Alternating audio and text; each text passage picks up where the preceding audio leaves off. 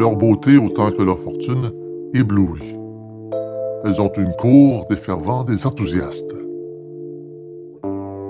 Élevée à Paris par une mère française, elle rejoignait son père, le richissime Underdown, de Chicago. Une de ses amies, Lady Jerland, l'accompagnait. Dès la première heure, j'avais posé ma candidature de flirt. Mais dans l'intimité rapide du voyage, tout de suite son charme m'avait troublé, et je me sentais un peu trop ému pour un flirt quand ses grands yeux noirs rencontraient les miens. Cependant, elle accueillait mes hommages avec une certaine faveur. Elle daignait rire de mes bons mots et s'intéressait à mes anecdotes. Une vague sympathie semblait répondre à l'empressement que je lui témoignais. Un seul rival, peut-être, m'eût inquiété. Un assez beau garçon, élégant, réservé, dont elle paraissait quelquefois préférer l'humeur taciturne à mes façons plus en dehors de Parisien.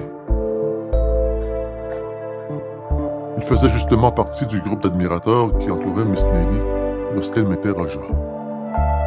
Nous étions sur le pont, agréablement installés dans des rocking-chairs. L'orage de la veille avait éclairci le ciel. L'heure était délicieuse. « Je ne sais rien de précis, mademoiselle, » répondis-je. « Mais est-il impossible de conduire nous-mêmes notre enquête, tout aussi bien que le ferait le vieux Gallimard, l'ennemi personnel d'Arsène Lupin? » « Oh oh! Vous vous avancez beaucoup. »« En quoi donc? Le problème est-il si compliqué? » ?»« Très compliqué. »« C'est que vous oubliez les éléments que nous avons pour le résoudre. »« Quels éléments? »« 1. Lupin s'est fait appeler Monsieur R. »« Signalement un peu vague. »« 2. Il voyage seul. »« Si cette particularité vous suffit. »« 3.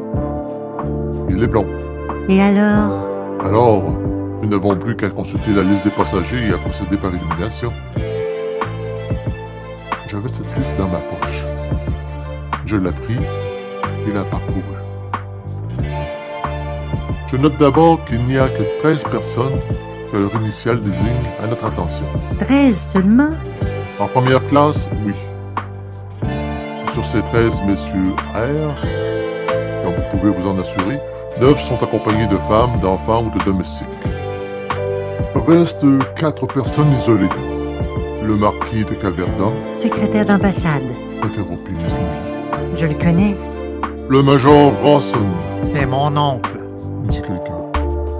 Monsieur Rivolta, Présent. s'écria l'un de nous, un Italien dont la figure disparaissait sous une barbe du plus beau noir. Miss Nelly éclata de rire. Monsieur n'est pas précisément blond. Alors, repris-je, nous sommes obligés de conclure que le coupable est le dernier de la liste. C'est-à-dire? C'est-à-dire Monsieur Rosen. Quelqu'un connaît-il Monsieur Rosen? On se tue.